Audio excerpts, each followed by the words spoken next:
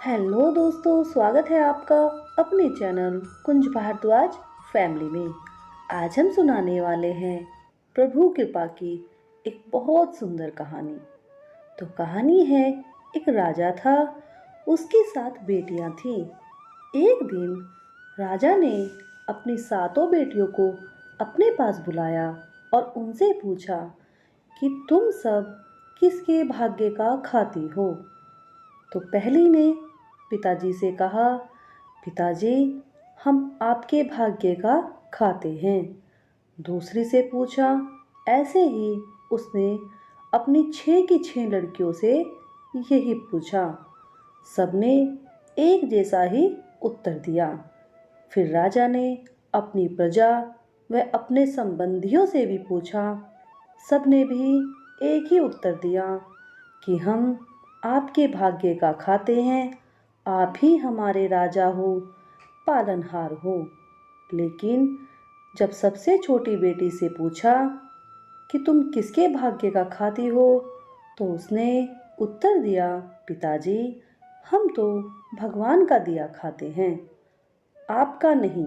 ये सुनकर राजा को बहुत गुस्सा आया और बोला, तुम मेरा दिया खाती हो और भगवान का नाम ले रही हो।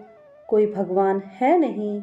अगर मैं आज तुम्हें खाने को ना दूं तो तुम भूखी मर जाओगी। कोई भगवान तुम्हें खिलाने नहीं आएगा। बेटी ने कहा, ठीक है पिताजी, आप ये भी देख लो। राजा ने क्रोधित होकर उस बेटी का विवाह एक गरीब वह बीमार व्यक्ति से कर दिया।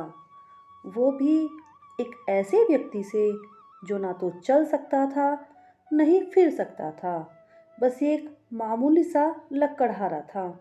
राजा ने उसका विवाह उससे कर दिया और उसे कहा, अब देखते हैं कि तुम भगवान का दिया कैसे खाती हो।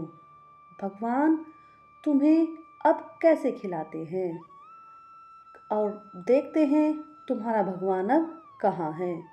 और बाकी उसने अपनी 6 लड़कियों की शादी सुंदर राजकुमारों के साथ कर दी। अब उस छोटी लड़की ने भी सोचा, शायद मेरा यही भाग्य है। यही सोचकर वह रात और दिन उस लक्कड़हारे यानी अपने पति की सेवा में लग गई। तो अब वह अपने पति को रोजाना स्नान कराती, खाना खिलाती और घर चलाने के लिए वह जंगल से लकड़ी काटकर शहर बेच कर आती। उसी से अपने वह अपने पति का गुजारा करती। और उसी जंगल में उसी स्थान पर एक नाग वह नागिन का जोड़ा भी रहा करता था।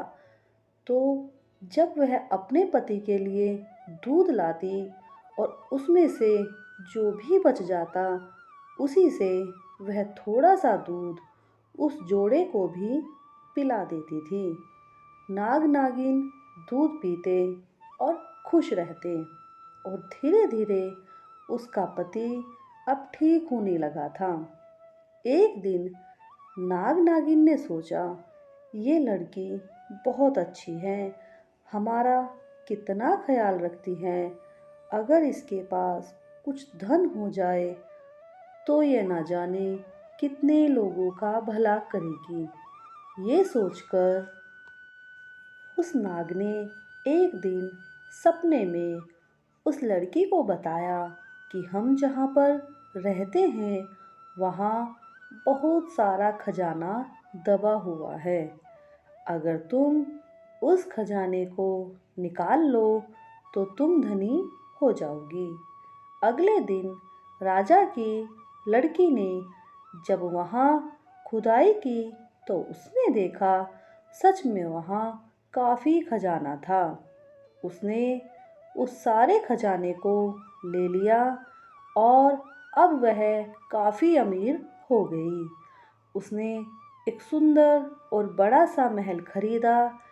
उसमें वह अपने पति के साथ रहने लगी। उसका पति जो अब बिल्कुल ठीक हो गया था, अब दोनों राजा रानी बनकर अब अपना राज्य चलाने लगे। पर उसने अब भी उपकार करना नहीं छोड़ा। वो अब सबको भोजन कराती, वह और भी बहुत से पुण्य के काम करने लगी। एक दिन जब सबको वह भोजन बांट रही थी, तो उसने देखा कि लाइन में सबसे पीछे उसके पिता और उसकी बहनें खड़ी हुई है।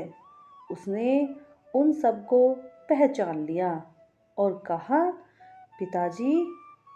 पिताजी ने पूछा, तुम कौन हो? तब पिताजी को उसने बताया, पिताजी, मैं आपकी सबसे छोटी बेटी हूँ, जिसका विवाह आपने एक गरीब लकड़हारे से किया था। तब पिताजी ने पूछा, हाँ, पर तुम रानी कैसे हो गई? तब बेटी ने कहा, पहले आप बताइए पिताजी, आपकी ये हालत कैसे हो गई? तब राजा ने कहा, बेटी, मुझे माफ़ कर दो, मैं सोचता था कि मैं राजा हूँ, मेरे पास सब चीज़ है और मैं अपना किया ही खाता हूँ, मुझे कोई खाना नहीं देता, पर मेरा तो सब नाश हो गया, मेरा भ्रम टूट गया। और ये जो तेरी बहनें ये कहती थी, पिताजी, हम आपके भाग्य का खाते हैं, मैं अब उन्हें भी खाना खिला नहीं सकता, वे भी सब गरीब हो गई। बेटी ने कहा कि पिताजी, मैंने कहा था ना, हम सब अपने अपने भाग्य का खाते हैं और खिलाने वाला वो एक ही विधाता है। हम किसी का हम किसी को ना तो खिलाते हैं, ना हम किसी का खाते हैं। सबके पालन तो भगवान एक ही हैं। मैंने जो पिछले जन्म में कि अच्छा किया या बुरा किया, जो भी किया उसे ही इस जन्म में हम अपना भाग्य कहते हैं। हमने जो पिछले जन्म में किया वो ही हमें इस जन्म में मिला।